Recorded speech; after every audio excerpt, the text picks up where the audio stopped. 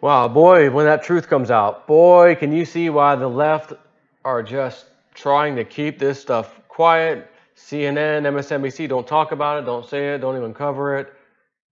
It doesn't matter. We're spreading the information. It's too late. FBI, this is Zero Hedge, FBI admits to infiltrating Trump campaign. Just don't call it spying. A top FBI official admitted to congressional investigators last year that the agency had contacts within the Trump administration as part of Operation Crossfire Hurricane, which sounds a lot like FBI informant Stephen Halper, a former Oxford University professor who was paid over $1 million by the Obama Department of Defense between 2012 and 2018, with nearly half of it surrounding the 2016 U.S. election. So he got nearly $500,000 just for whatever he was doing regarding the 2016 election. Isn't it nice for you to know you better pay your effing taxes, you schmuck? And if you don't, we'll seize your house, we'll seize your cars, we'll seize everything from you. Because we need it to give to your enemy. We're taking your money and we're giving it to your enemy. And if you fight us on it, we'll seize your house. We'll seize your car. We'll make up charges on you. According to portions of transcripts published on Tuesday by the Epoch Times of an August 31st, 2018 deposition by Tricia Anderson, the FBI relied on sources who, quote, already had campaign contracts in order to surveil the Trump team. To my knowledge, the FBI did not place anybody within a campaign, but rather relied upon its network of sources, some of whom already had a campaign or had campaign contacts, including the source that has been discussed in the media at some length beyond Christopher Steele, said Anderson, who was the number two attorney at the FBI's Office of General Counsel and had extensive involvement with the Trump counterintelligence investigation. Halper is reportedly a longtime CIA and FBI informant and has been involved in U.S. politics at the highest levels for decades, becoming George Herbert Walker Bush's National Director for Policy Development during his presidential campaign. After Bush lost to Reagan, Halper worked as Reagan's Deputy Assistant Secretary of State, where he served under 3 different secretaries. He then became a senior advisor to the Department of Defense and DOJ between 1984 and 2001. Halper's former father-in-law was Ray Klein, former deputy director of the CIA. He also allegedly spied on the Carter administration, collecting information on foreign policy, an account that has been disputed by Mr. Ray Klein. You know, Mr. Ray Klein, somehow I believe you, but my Tommy gun don't. What else do we have? Someone tweeting, the war economy. Apparently, they tweeted back when this happened. Apparently, while working on H.W. Bush's presidential campaign, a member of Halper's research staff was Robert Gambino, a veteran of the Central Intelligence Agency. Now, is that the Gambino crime family we're talking about? Another member, and he links to a book. Another member of Bush's support team was ex-CIA Taiwan Station Chief Ray Klein. Klein served as Station Chief in Taiwan from 1958 to 62 and Deputy Director of Central Intelligence from 1962 to 66. He then went on to direct the intelligence gathering operation at the State Department. 79, Klein was approached to organize a CIA-type staff for Bush's campaign. Stephen Halper was Ray Klein's son-in-law and a former official in Nixon's White House. Halper was in charge of Bush's research, or dirty tricks, staff. A member of Halper's staff was CIA veteran Robert Gambino. In his CIA days, Gambino acted as director of CIA's Office of Security. The Office of Secretary manages CIA needs with all the country's law enforcement branches. Every law enforcement branch, state, county, city, etc., has to cooperate to protect the security of CIA buildings and personnel. Stephen Halper was indeed married to Ray Klein's daughter, Sybil Klein, now known as Sybil McKenzie. New York Times link there. And this other thing from the New York Times article, the source identified Stephen A. Halper, a campaign aide involved in providing 24-hour news updates and policy ideas to traveling Reagan party, as the person in charge. Mr. Halper, until recently deputy director of the State Department's Bureau of Political Military Affairs, and now chairman of the Palmer National Bank in Washington. So you catch that? Halper was a chairman at a bank. You know, the effing banks.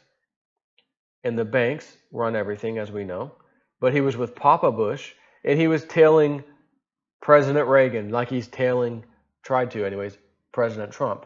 We all know Reagan was a good guy. He was not a deep state guy. We all know Trump is not a deep state guy. Bring in the Cobra. Call in the Cobra. Halper, get him over here.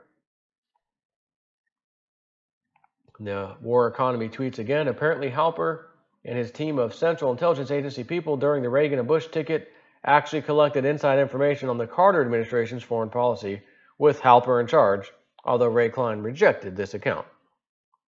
Halper's involvement in surveilling the Trump campaign was exposed by the Daily Caller's Chuck Ross, who reported that the 74-year-old spook was enlisted by the FBI to befriend and spy on 3 members of the Trump campaign during the 2016 U.S. election.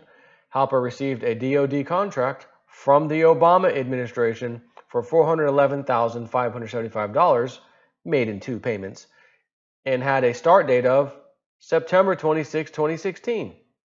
3 days after a September 23rd Yahoo News article by Michael Isikoff about Trump aide Carter Page, which used information fed to Isikoff by Pissgate dossier creator Christopher Steele.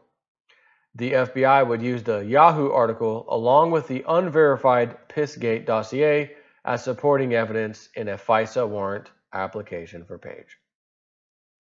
Halper approached Page during an election-themed conference at Cambridge on July 11th, 2016, 6 weeks after the September 26 DoD award start date, his monetary award start date. The two would stay in contact for the next 14 months, frequently meeting and exchanging emails.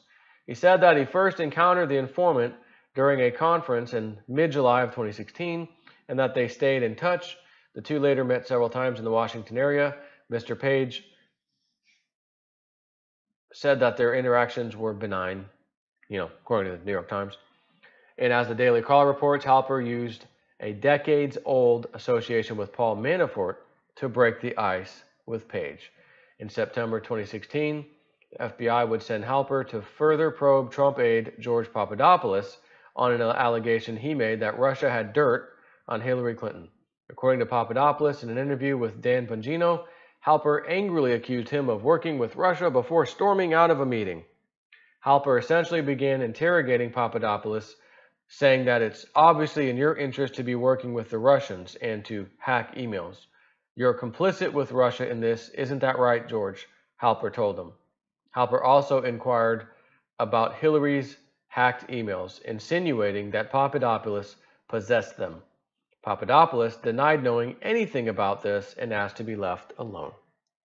I saw the video of that interview where Bongino had him on. It was very, very interesting. Very, very interesting. I mean, you have a duly elected person presented to us how we wanted it. Didn't matter how we wanted it, honestly, or not. We took it, we voted, we wanted him in. We've elected him. And immediately upon Hillary Clinton losing, the criminal Department of Justice and FBI hacks, criminals, foisted this plan. We've got to find a way to indict this guy. We have to get him involved in work. Let's get him impeached. Before he could even step foot in January 2017 into the office, Oval Office, they're already colluding together. How do we get rid of this guy? Oh, we had text messages. And remember those text messages that went missing? Wasn't it Strzok's messages? Did he threaten the president, like to take him out? Oh, no, we didn't say that. No. Can we see the text? Well, they've been deleted. We lost them. 9,000 texts. Well, we lost them. Yeah. Isn't it convenient? You only lose stuff when you really need to. We have all these checks and balances and backups and systems and more, and they're throwing money. We got in trouble last time. Don't worry, American people. We're going to tax you a little bit more. We're going to create a new branch of government or some office somewhere. We're going to hire a bunch of people so that this never happens again. Okay? All right, all right. And it happens immediately. It never stopped. And then, oh, you got the systems in place. We want to pull those records. We don't have them. Whoa, whoa, whoa, whoa, what do you mean you don't have them? You put these systems in place so we never have to deal with that crap again. Remember? All those years ago. We got them now, and we have backups of backups. Where are the text messages? They got taken out, scrubbed. You mean with a cloth? Wipe it with a cloth? Scrubs like the medical clothing you wear? Right. Anyways, they infiltrated his campaign. Q keeps telling us the only way to deal with this is to prosecute to the maximum extent of the law. So I do have faith that some people's heads are going to roll. Maybe the first time in a really, really, really long time in this country's history. Because when you're part of the club, you don't get in trouble. And by the way, Jeffrey Epstein, pedo island guy, got the most ridiculous plea deal ever. It was like 12 or something months, 18 months, 12 months in jail. But he's going to get out the entire time, minus 1 day or half a day for work release. That was his sentence for pimping out teenage girls. Minors, yeah. And the Acosta lady that was in charge back then, the DA, well, you know, we work with the federal, but it was only charged as a local crime, not a federal crime.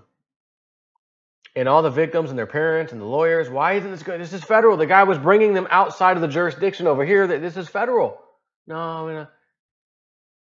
The Department of Justice has been cleaned out. The FBI upper echelon has been cleaned out by Trump. We've got some good guys in there. Guess what I heard today thanks to reading a Q post?